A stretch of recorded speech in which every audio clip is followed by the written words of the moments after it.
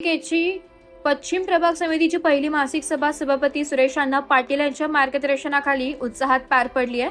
यावेळी सभापती सुरेश अण्णा पाटील यांनी उपस्थित सर्व विभाग प्रमुख व अधिकाऱ्यांना नागरिकांची प्रलंबित विकास कामे तातडीने मार्गी लावावीत, कोणत्याही कामात दिरंगाई होऊन देऊ नये आणि नागरिकांना मूलभूत सुविधा वेळेत उपलब्ध करून द्याव्यात असे स्पष्ट निर्देश दिले।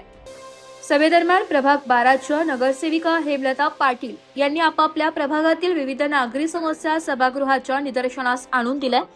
त्यांनी अनेक ठिकाणी ड्रेनेज व्यवस्था अपुरी असल्याने सांडपाणी रस्त्यावर येत असल्याची, अंतर्गत रस्ते व अरुंद गल्ल्यांमुळे नागरिकांना तसेच वाहन चालकांना मोठ्या अडचणींचा सामना करावा लागत असल्याची बाब मांडली आहे। तसेच अनेक ठिकाणी महानगरपालिकेच्या कचरा संकलनाच्या गाड्या पोहोचू शकत नसल्याने स्वच्छतेचा प्रश्न निर्माण झाला असल्याकडेही त्यांनी लक्ष दिले।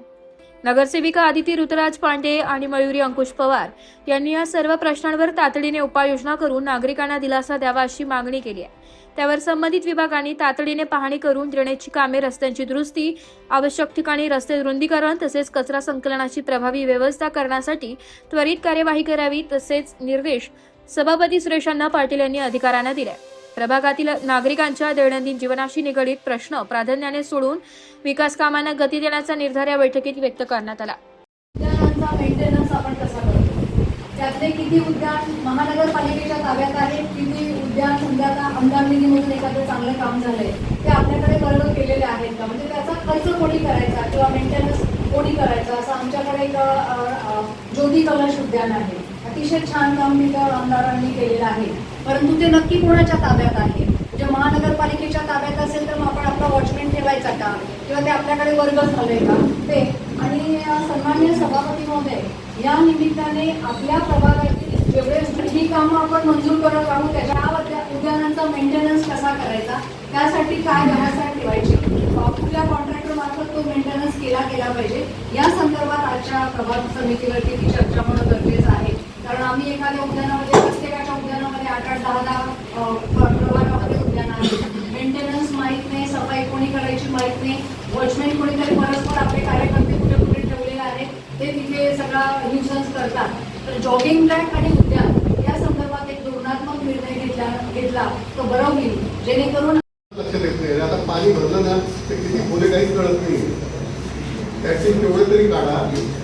आणि दुसरी गोष्ट काय झालं की अनेक एजन्सीनी काम केलेलं आहे। आता माझंच कॉलेज उदाहरण सांगतो की तिथे सिडकोवाल्यांनी काम केलं पाईपलाईनचं, काही कारण नव्हतं, ॲब्सोल्युटली काही। नदीला एवढी सगळी जागा सोडून दिली, 15 मीटरचा रस्ता आहे तिथे आपला रोड क्लोज करून दिला आणि आमचा सगळ्यात चांगला कॉलनी रस्ता जो मेन रोड आहे कॉलनीतला तो सगळं फोडून वाट लावून जाते। आणि परिस्थिती अशी झाली की घरातून बाहेर निघणं मुश्किल आहे कॉलनीमध्ये, आणि आता जर मी उभा राहिलो ना परत तर नक्की मला लोक पाठवून एवढी वाईट परिस्थिती झाली। मोठा आहे, एनएनजीएस झालं, तुमचं परत पाईपलाईन झालं, पुन्हा काम केलं आणि प्रत्येक जण पाण्याचा नळ कुठला प्रत्येकाला ढकला घातली चालू। दुसरी गोष्ट त्याचे जे एमएससीबीच्या बस होतं खूप ठिकाणी पोचलेले आहेत। आता नागपूर ठिकाणी डागडुगी केलेली, पण पावसाळ्यामध्ये परत तिथे पुन्हा त्या तिथे शॉर्ट होऊन लोकांचे हे जाणार। मध्यंतरी परीक्षा होत्या, काहीतरी नीटची परीक्षा परत झाली ना, अक्षरशः म्हणजे रात्री लाईट नव्हती, त्यामुळे दुसऱ्या दिवशी सकाळी परीक्षा होती आणि अख्खा दिवसभर अख्खा रात्रभर लाईट होती। आणि सांगितलं कोणीच मान्य करायचं, कोणीही पाठवणार नाही। शेवटी चौकशी आहे, अवैध चौकशी त्याला विनंती केली, बाबा लिटरली मला पर्सनल काम समजून त्यांनी काम करून दिलं, त्यांनी माणसं पाठवलं, त्यांनी कमीत कमी 3-4 तास हप्ता त्यांची गोष्ट करून त्या पडण्याचं काही सुरू आहे। आणि तक्रार केली तर काय ते याच्यावर ॲपवर तक्रार करावं लागते, त्याच्या काही घेत नाही केलं। आणि आपण फोन केला तर उत्तर असं मिळतं की हायकोर्टात त्याच्यावर स्टे आहे, फांद्यासुद्धा टाकायच्या नाही। आता आमच्या इथे एक मोठा ॲक्सिडेंट होता राहिला, त्या दिवशी मोठा एक कंटेनर गेला, त्याच्याने झाडाची फांदी पडली, बरी झाडं दुसरी गाडी पाठीमागून येत होती, थोडी मागे होती, त्याच्यामुळे वेळेवर थांबला तो। पण आता आजही अशी परिस्थिती, माझे फोटो आहेत सगळे, की कधीही ते फांद्या केव्हाही पडू शकतात। तर काहीही कराल ते फांद्या छाटात आहे, त्याचा ॲक्सिडेंट होऊन कोणाचे मुंबईसारखे लोकांचे प्राण जाण्याची शक्यता आहे। आणि जर हायकोर्टात स्टे असेल तर तिथे आपलं सबमिशन द्या की लोकांची जीव महत्वाचे का।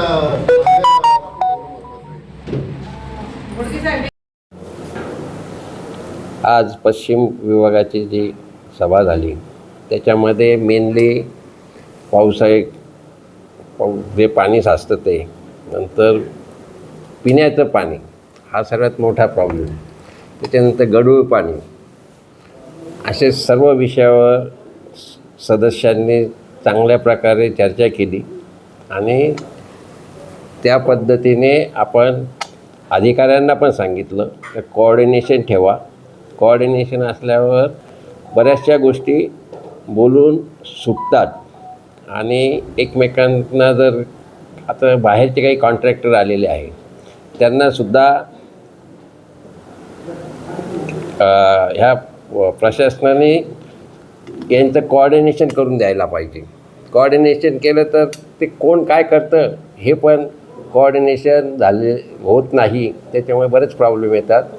हे सर्व आम्ही हे करताना असं केलं का तुम्ही कोणत्याही परिस्थितीत सर्वांचं कोऑर्डिनेशन करून सर्व विभागाचे आणि मग काम करा, म्हणजे आपल्याला याच्यातून निश्चितपणे चांगलं हे मिळेल. प्रभात 13 मध्ये नाही, जे कॉन्ट्रॅक्टर आहे विदाऊट यांनी जे करत असतील तर त्यांना एक तर दंड केला पाहिजे किंवा त्यांच्याला ॲक्शन घेतली पाहिजे, हे सांगितलं आपण त्यांना. आणि नाही, अशा याच्यात एकच मार्ग म्हणजे जोपर्यंत हायकोर्टाचं हे आहे स्टे आहे तोपर्यंत तर आपल्याला काही करू शकत नाही. परंतु ही गोष्ट लोकांना माहीत नाही, ती लोकांना पण माहीत झाली पाहिजे. त्याच्यामुळे अनेक प्रश्न हे सदस्यांनाच विचारले जातात. त्याच्यामुळे आम्ही एक सांगितलं का तुम्ही ताबडतोब आहे ना एक पेपरला किंवा एक प्रेस नोट द्या, म्हणजे सर्व लोकांना माहीत झालेलं असतं. त्याच्यात दुसरं पण असं आहे का आपले जे इलेक्ट्रिकल जे आहे विद्युतवाले ते तोडतात, त्यांना काही स्टे नाही आहे. तर काही एकदम अति हे असेल तर निश्चितपणे ते केलं पाहिजे. त्यांच्या थ्रू जरी सांगितलं, त्यांना कोऑर्डिनेशन केलं तरी जे एकदम महत्त्वाचे आहे ते झाडं फांद्या तोडता येतील. माझ्या माहितीप्रमाणे त्यांना नोटिसा दिलेल्या आहे आणि परवाच्या दिवशी अतिक्रमणवाल्यांना पण सांगितलं होतं की तुम्ही तिथे जा आणि त्याच्यावर त्यांना एक तर सांगा, अन्यथा तोडावंच लागेल.